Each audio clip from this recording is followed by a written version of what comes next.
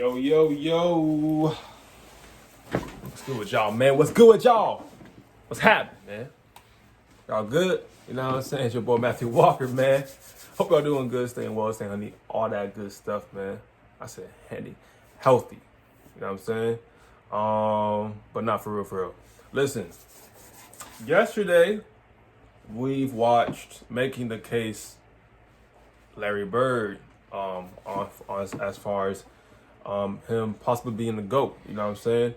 So for this video, we were watching Making the Case Magic Johnson's Larry Bird's rival, man, you know what I'm saying? On his possible argument of being the GOAT. You know what I'm saying? So we actually going to make this a little series about making the case. Again, I'm not on this whole GOAT talk thing, but the way this dude like talks and all that stuff about their careers, I think it's pretty dope. So yeah, man, if y'all mess with it, hit that like button. You know what I'm saying? That's it. That's all I ask. Hit the like button, man. Show your boy love, all that good stuff. And that just lets me know, you know what I'm saying? Y'all mess with this, y'all mess with what we're doing. So yeah, man, without further ado, let's get straight into the video, man. 3, 2, 1. Let's do it, man. Special. The size of the court and the lack of pads or helmets give fans the most intimate experience of a team sport that exists. Yep. And because of the different styles that basketball allows for, players develop their own distinct identities and signature styles through their creativity, flair, and athleticism. That boy Pete Maravich has And although no player ahead succeeds of his alone, time. the scoring volume and two-way nature of the sport Calm give down, Matt. individual stars a nearly unprecedented amount of control over the flow and outcome of a game. For That's a this tough reason, shot, bro. players are constantly compared to their peers and to the legends of the past in order to answer the most hotly contested question in the sport. Who's the greatest to ever do it? For many, the question is redundant. They believe in only one right answer, their answer.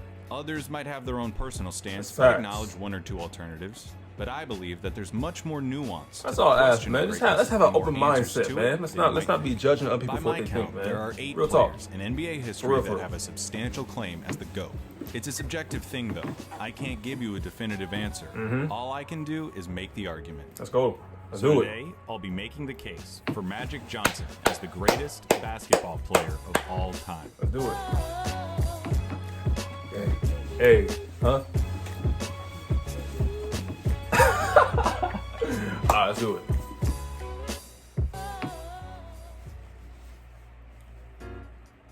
The year is 1979. Professional basketball in America is at perhaps the lowest point I'm in listening to the its instrumental history. too. No one is going to games, the ratings are Piano. garbage, none of the players are very marketable, and the product is so bad that CBS isn't bothering to air playoff games live. Things look bad. Enter Irvin Johnson. Johnson bested Larry Bird's undefeated Indiana State Sycamores in the 1979 NCAA Championship, an event that retains the highest TV rating of a game of basketball ever. Wow. When the Lakers used their #1 overall pick to make Johnson the first underclassman ever to be taken as the top draft choice, you have to wonder if they knew exactly who they just drafted. How could they have known that they had just drafted a player that would become an icon for their franchise, for their city, and for a generation of basketball history? They didn't draft Irvin Johnson, the prospect from Michigan State. They drafted Magic. Right off the bat, for whatever it's worth, Magic Johnson has the coolest nickname in NBA history. Magic Johnson. It fits him to a T and is really the name that everyone knows him by.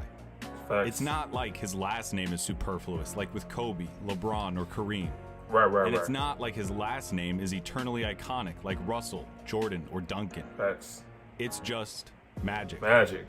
That's facts, though. Johnson came into the NBA and immediately injected it with life like he was an epinephrine pen. Magic's winning smile, charismatic interviews, and revolutionary play style introduced the league to a pulse and a personality it hadn't known since Wilt Chamberlain. Before long, he became the frontman of a team that would be known by its own distinct nickname, Showtime. Showtime Lakers. Like it was a piece of theater or art in and of itself. He was the lead man of the most popular show in Hollywood. In a city full of celebrities, he was the main attraction. Not only did he have the smile and personality to carry a name like Magic, but he also had the basketball aptitude to pull off a team called Showtime. What did he do with that aptitude? He won 5 championships, a half-decade's worth. and appeared in 9 finals. Only Kareem, Bill Russell, and Sam Jones have appeared in more. He won 3 regular season MVPs in a span of 4 years, won 3 finals MVPs, made 12 All-Star teams, and was selected to 10 All-NBA teams. And keep in mind that all of these accomplishments took place in a 12-year career, 11 if you want to mention his injury-shortened 81 season. Magic only spent 3 years of his playing career watching the finals from home. I spent more years trying to graduate from college than Magic spent not making the finals. His HIV diagnosis came right on the heels of a season in which he finished as the runner-up for league MVP, was selected to first-team All-NBA, and competed in the NBA Finals. It is not hyperbole or exaggeration to say that Magic's career was cut short while he was still 90% as good as he'd ever been. Wow. Those 12 years were enough of a basketball pedigree, though, that even now, some 30 years later, he is still universally considered the greatest point guard of all time. 12 years, that's made crazy. both impressive and unfortunate, That considering is. how much more he had to give. Yeah. Still, Magic's career stacks up against anyone Good else lay. with a claim to basketball's highest throne. And the legend surrounding Magic Johnson is rooted in the undeniable truth that Magic Johnson is the best passer in the history of basketball. With the ball in his hand, he was no longer a basketball player. Tough. He became a force of nature. His movements became sublime and fluid. These passes aren't coming from Magic. I refuse to dime. believe that any human could do this kind of stuff so routinely without divine intervention. These passes are coming from the basketball gods, and Magic Johnson became their instrument. To convince you, I shouldn't need to show you anything other than his ability, but the stats bear it out. Magic has the highest assist per game average ever, and also has the most assists in NBA playoff history. Magic's skills extended beyond just passing, though. Too big to be guarded by traditional point guards and too quick to be guarded by slow-footed forwards, he created matchup problems every time he brought the ball across midcourt. His speed with the ball was unrivaled, and accompanied with his remarkable rebounding proficiency, was a key feature in the Lakers' fast break offense. He was adept at finishing with either hand, something he did often thanks to his underrated first step. Years of practice by himself and with Kareem helped Magic develop a high post game that added yet another dimension to his offensive skill set. Magic was also adept at picking his opponent's pockets, leading the league in steals per game twice. This skill set is made even more impressive when you remember that Magic was the same height as Karl Malone.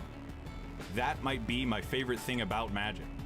That he was a true, authentic point guard who happened to be 6'9". Yeah. It wasn't like with Tim Duncan, who played power forward but people say was actually a center, or how James Harden is listed at shooting guard even though he plays more like a point guard. Right. Magic was an honest-to-God point guard who could also play every position on the basketball court.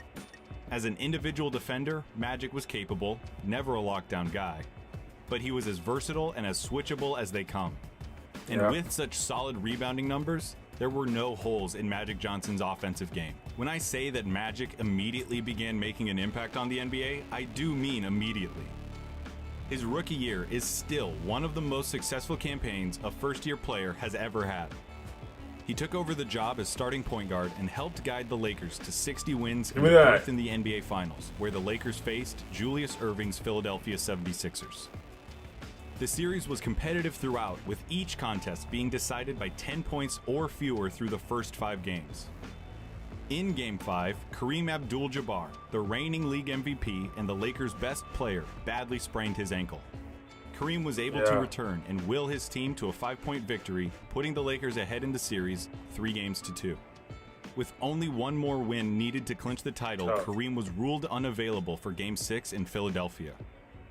Magic was then called upon to start the game at center and try to replace Kareem's 33-point per game average in the series. Magic answered that call and delivered one of the most memorable basketball performances by any player ever.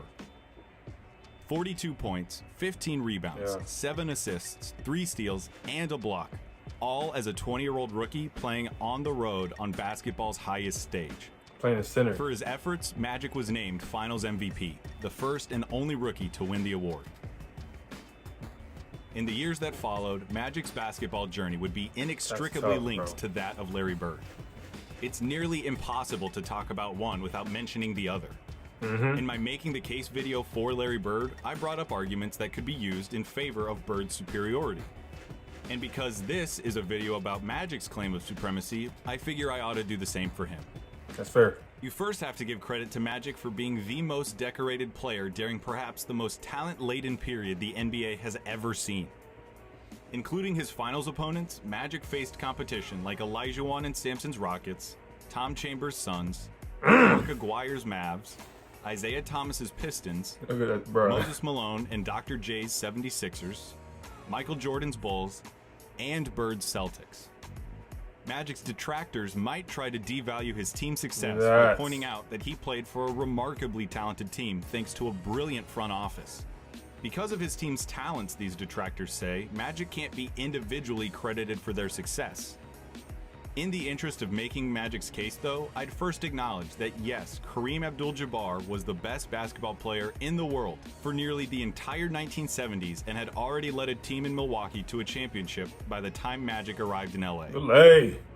Yes, James Worthy was one of the most polished and accomplished prospects to come out of college basketball in some time. And that's not to mention other pivotal role players like Michael Cooper, Kurt Rambis, and Byron Scott, who all played outstanding basketball. I acknowledge all of that, but I'd argue that the greatness of the Showtime Lakers does not take anything away from Magic's abilities as a player or as a leader. If anything, it reinforces the fact that Magic is one of the most effective leaders basketball has ever seen. By the start of the 84-85 season, he had organically flourished into the alpha dog of the team and respectfully taken the torch from Kareem without a power struggle. It's one of the only times in NBA history that there was a peaceful transition of power from one player to the next.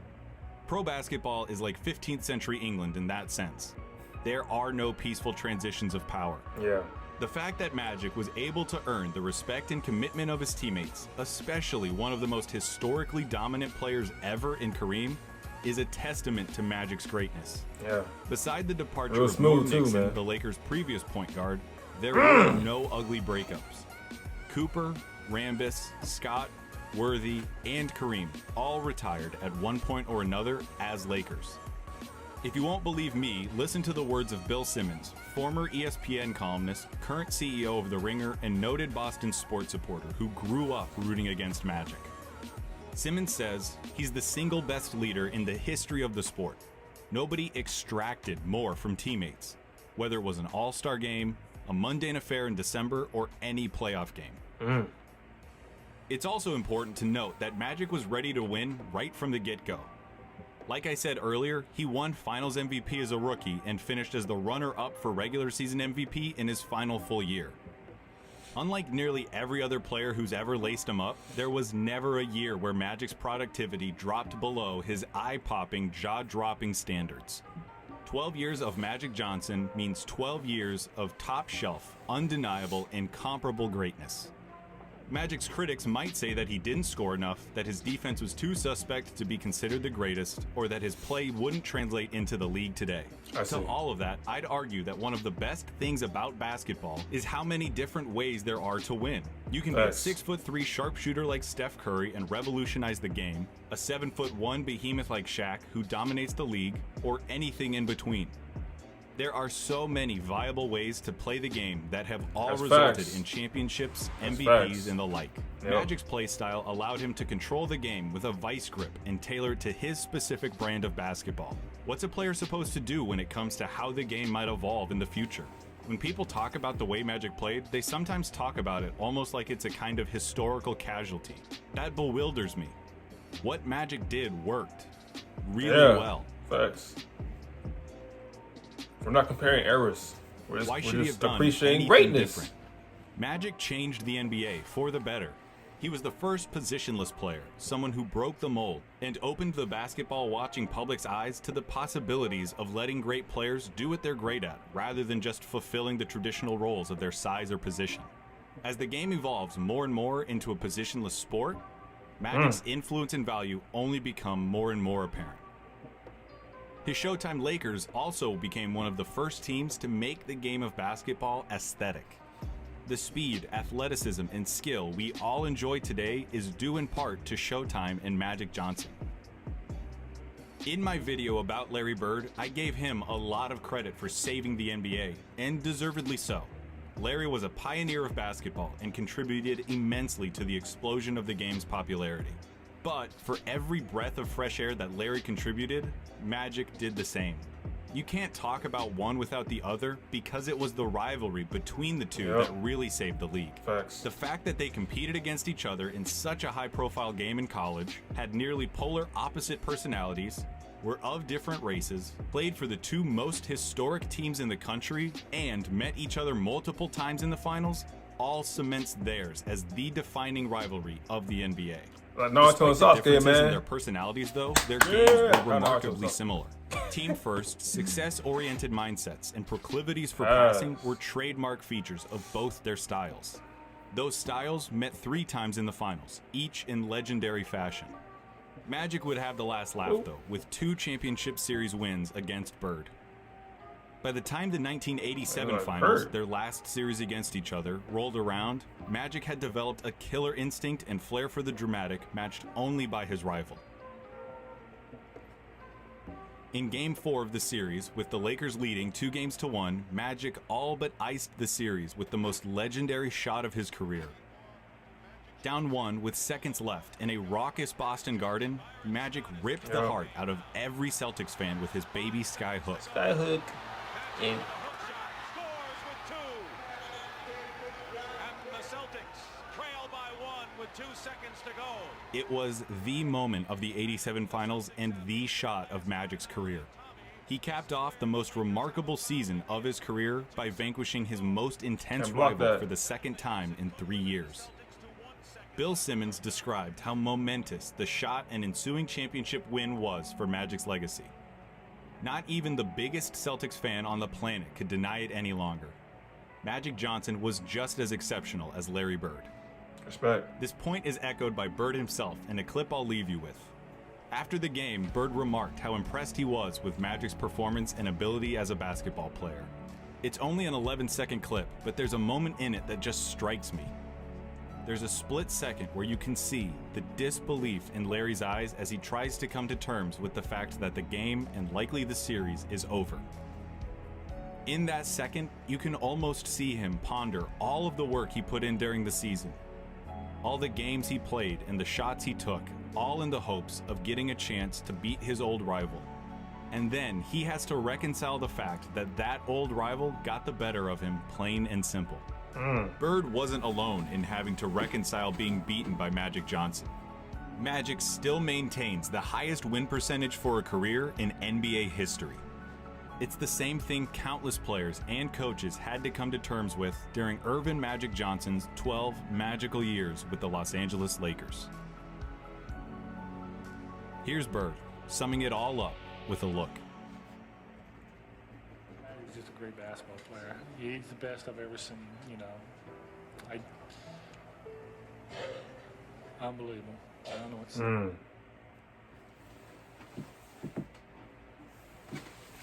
That little second when he did ponder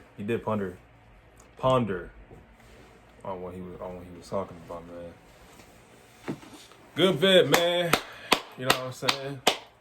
Shout out Magic Johnson, bro. No cap. You know what I'm saying? That was a good vid. That's what I want to do, man. I just learned more from greatness, man. You know what I'm saying? I just learned more from greatness, more about basketball. You know what I'm saying? But yeah, man, it's not fair to say Magic Johnson wouldn't do well in this era because of the 3-point shooting and all that stuff. That's like saying that's like someone saying like LeBron James wouldn't do well back then because it was more physical. Like what? That makes no sense, bro. Because there's more defense back then. That makes no sense, bro. That makes no sense. If you're great, you're going to adjust. And it's just the way it is. And on top of that, you know what I'm saying? Magic wouldn't be Magic with what he went through. Probably wouldn't be Magic without his rival, Larry Bird. You know what I'm saying? Like, all those things that happens in your life is what makes who you are. And you can't just put probabilities and scenarios about if he was this or that then he will be greater or less than. Like, that makes no sense to me. You know what I'm saying? I just appreciate the game for what it is, and just appreciate more basketball for more generations to come. Real talk. You know what I'm saying? The reason why my generation, we're so more skillful at the game, footwork, all that stuff, is because of people like Akeem Olajuwon, Magic Johnson, all these greats who paved the way for us. You know what I'm saying? So we just appreciate the game of basketball, man. We talk about the GOAT. That's cool for the barbershop talks. You know what I'm saying? For the, you know what I'm saying, for the newspapers. But there's just appreciate the game, man. You know what I'm saying? But yeah, that's the last time I'm gonna say that. But yeah, you know what I'm saying? Good stuff, man. Good stuff, Clayton. But yeah, hope y'all stay well. So this is blessed. Love you guys very much, man. And peace. I'm out.